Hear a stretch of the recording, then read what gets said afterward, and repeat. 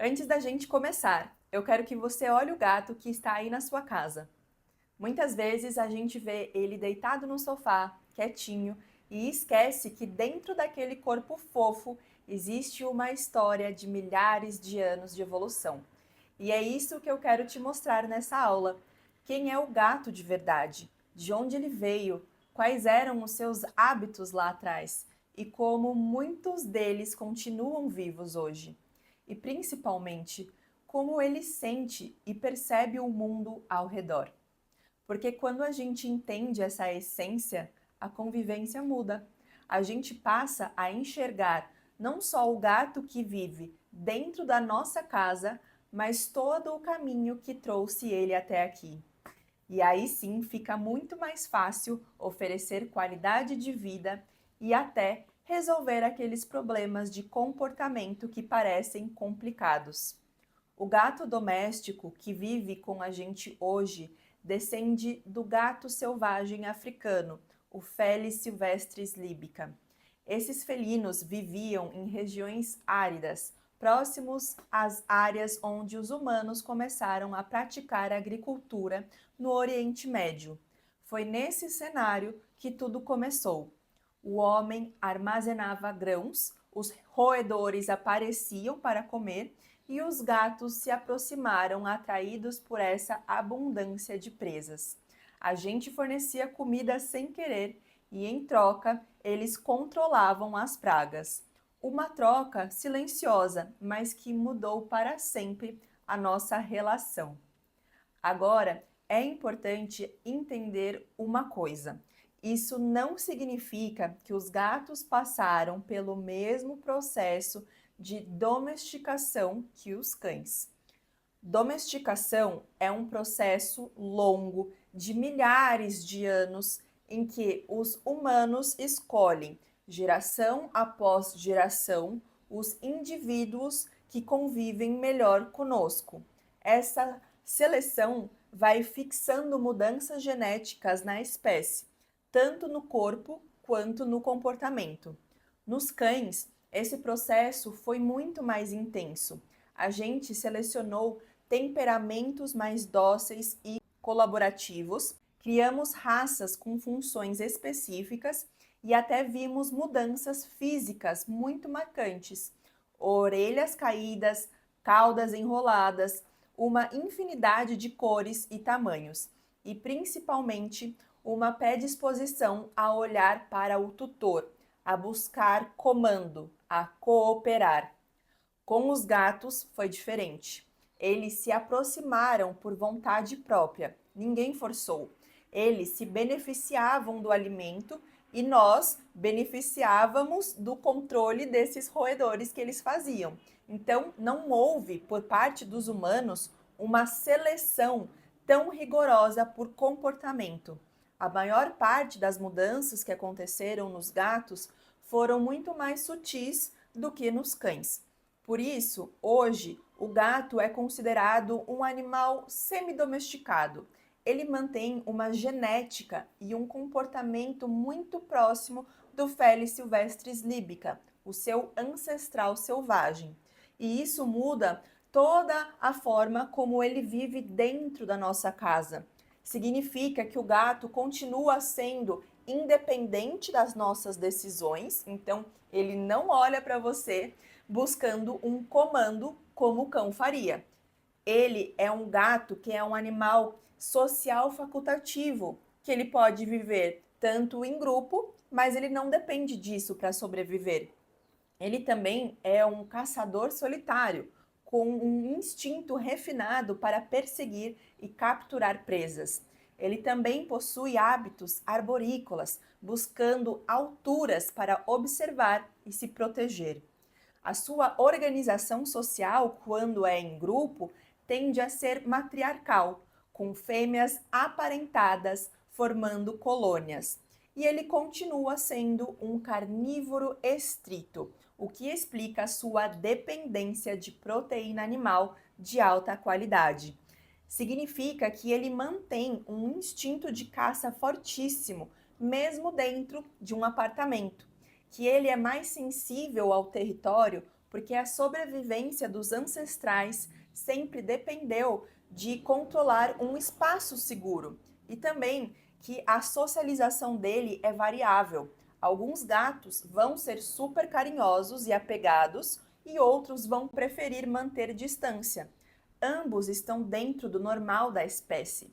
Ou seja, o gato aceitou viver conosco, mas nunca deixou de ser, em essência, um felino com alma selvagem. E isso explica muito do que vemos no dia a dia. E se o gato de hoje ainda carrega essa alma selvagem, faz sentido que muitos hábitos dos ancestrais continuem vivos.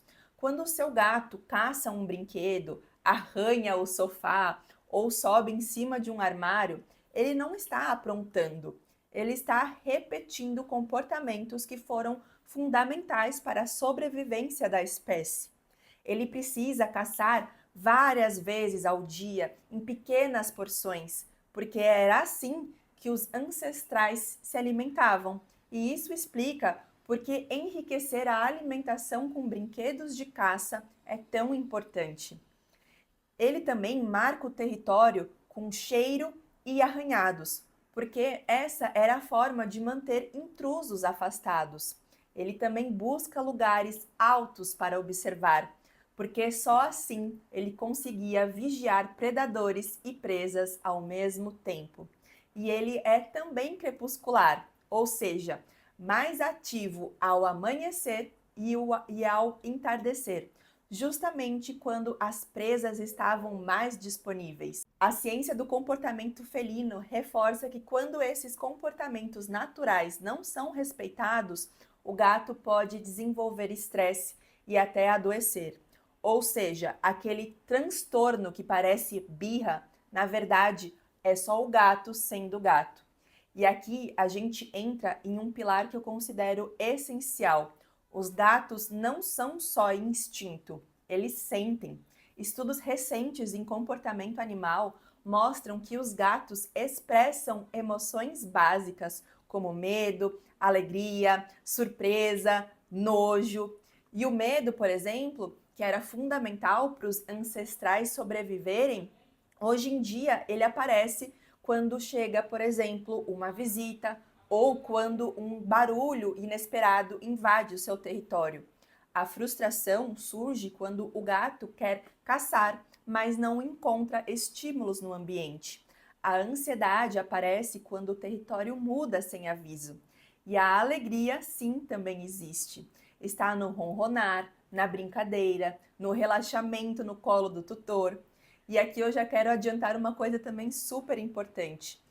Como a gente viu, as emoções básicas que os gatos sentem, a gente não falou de birra ou de vingança, porque eles não sentem essas emoções. Então, aquele xixi no seu casaco favorito e aquele arranhado no sofá não faz parte da lógica felina de que ele fez isso por birra. O que ele faz é sempre uma resposta a algo que ele sente: estresse, medo, insegurança, dor.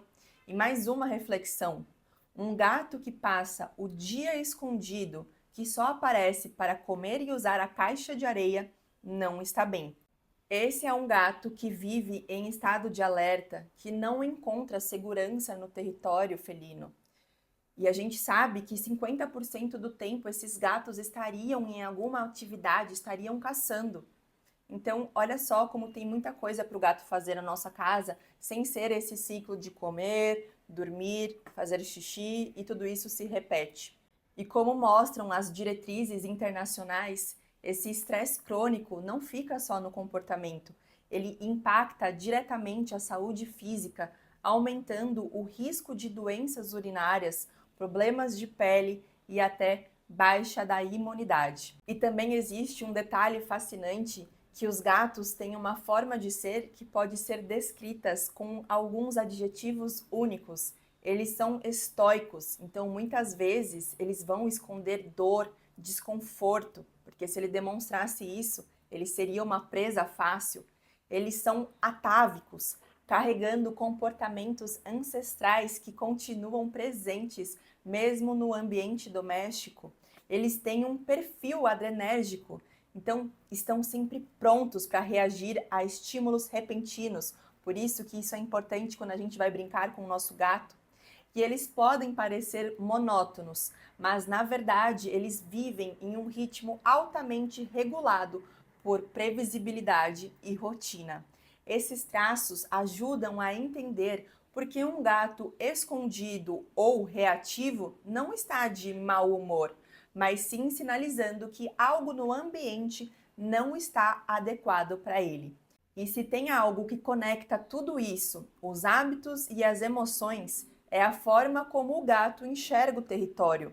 Para a gente, a casa é um espaço único, mas para o gato ela é dividida em micro-territórios. O lugar da caixa de areia, o arranhador, o bebedouro, o ponto de descanso.